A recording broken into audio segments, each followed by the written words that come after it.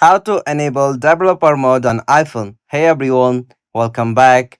In this video, I will show you how to enable developer mode on iOS.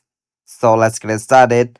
First, you have to open settings on your iPhone.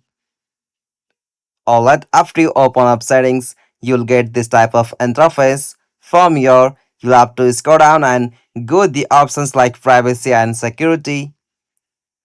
Alright, from the privacy and security section, you'll have to scroll down at the bottom, and from here on the security section, it is updated the developer mode option from developer mode to lockdown mode. So simply tap on the option lockdown mode.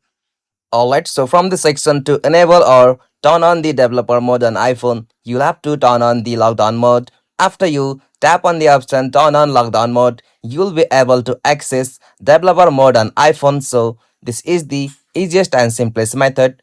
Hope you found this video helpful to you, and please don't forget to give a like and subscribe to our YouTube channel for more quick and short tutorial like this.